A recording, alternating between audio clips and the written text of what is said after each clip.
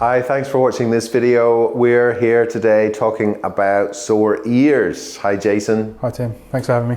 No problem. So sore ears, again, very common, particularly in the kids. We see a lot of that every day. Most of these earaches can be managed at home unless they're persistent, in which case you probably need to come in and see us for a medical assessment. Very rarely would something like this need to go to the emergency department. Not really. Most things we can manage through urgent care. Right, and so how are patients going to look after themselves at home if they've got a sore ear themselves or a family member with a sore ear? Yeah, so simple things you can do straight away is like don't go putting anything in your ear. That's the first thing. If there is something in your ear, then you need it to be assessed.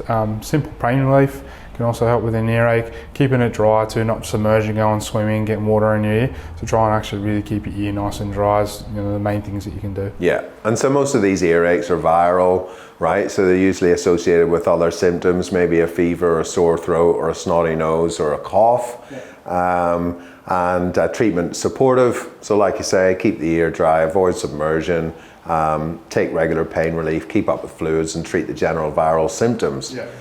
If it's persistent for longer than 48 hours, you should probably have a medical assessment. We can offer that certainly in urgent care. We see a lot of that daily and very comfortable there. So what sorts of things are we looking for? We're checking in to see if there's any trauma in the canal, or a foreign body. So whether that be a bead that your child's put in there, an insect or a cockroach, impacted wax. Is there any growth of fungus or a bacteria? So we need to do a swab on that, and then also we might need to give you some antibiotic drops or things like that as well. And there's some other procedures we can do if there's other things that we notice. Yeah, so that's sort of the ear canal infection. That's the outer ear infection we're talking about there. Often you see pus and debris, usually treated with drops. What about pus behind the eardrum, middle ear infection? Yeah, so we do notice, so we can see down the canal through to the eardrum, and we do notice there's some pus there. Then yeah, we need to treat that with some antibiotics as well. Right, so that probably needs oral antibiotics, antibiotic tablets. Again, a lot of this stuff is viral. Pus behind the eardrum though, usually bacterial. Yeah. And so once we start the correct treatment, we'd expect symptoms to resolve within 24 to 48 hours. Yeah, correct.